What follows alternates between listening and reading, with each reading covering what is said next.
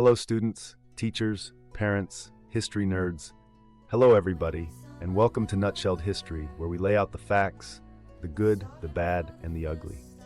Today we are going to continue our Ancient Civilizations series by looking at trading states of East Africa. Don't forget that there's a link for a fill-in-the-blank worksheet in the description.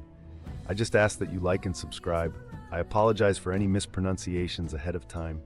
I do my best. Okay, it's on now. After 100 BC, the kingdom of Axum spread from the Ethiopian highlands to the Red Sea coast. Axum included the upland capital city of Axum and the port of Adulis on the Red Sea. The peoples of Axum were descended from African farmers and people from the Middle East. By about AD 400, Axum controlled a rich trade network connecting Africa, India, and the Mediterranean. Traders exchanged many cultural influences in their travels. Axum became a Christian kingdom in the 300s. At first, this helped strengthen trade ties with other Christian countries. When Islam began spreading across North Africa in the 600s, however, Axum became isolated and lost power. Civil war and economic decline combined to weaken Axum. Axum's legacy, however, survived for centuries in a portion of present-day Ethiopia. There, Christianity was a unifying influence that helped give Ethiopia a unique identity among Muslim neighbors. A distinct culture developed in Ethiopia. In the 1200s, under King Lalibela, Christian churches were carved below ground into mountain rocks. Ethiopian Christianity absorbed local customs. After Axum declined, Arab and Persian traders established Muslim communities along the East African coast. By the 600s, ships regularly took advantage of monsoon winds to sail to India and back, and the cities in East Africa grew wealthy by trading goods with Africa, Southeast Asia, and China. The cities were independent, and although they competed for power, relations among them were generally peaceful.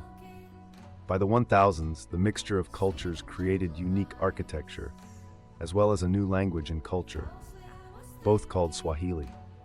The language was Bantu-based, using some Arabic words and written in Arabic.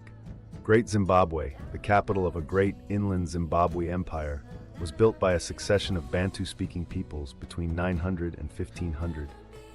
It reached its height around 1300. The city included great stone buildings, and its people mined gold and traded goods across the Indian Ocean. By the 1500s, the Empire of Zimbabwe was in decline. Later, Portuguese traders tried, but failed, to find the region's source of gold. And now the recap. Axum started strong, ruling trade routes from Africa to India and beyond. Think ancient Amazon prime, but with camels. By the 300s, Axum embraced Christianity, which was great for business until Islam spread in the 600s, leaving Axum awkwardly out of the trade loop. Ethiopia kept the Axum spirit alive, carving rock churches and blending Christianity with local traditions. Meanwhile, Arab and Persian traders set up shop on Africa's east coast where trade boomed, cultures mixed, and Swahili part Bantu, part Arabic was born.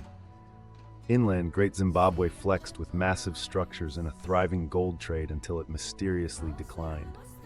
The Portuguese later showed up hoping to strike gold but left empty-handed because, well, the locals weren't about to spill their secrets. There you have it, folks. That is Trading States of East Africa nutshelled. Thanks for stopping by Nutshelled History. I will trade you likes and subscribes for new videos. Let me know what kind of video you want in the comments down below. I'll see y'all next time on Nutshelled History.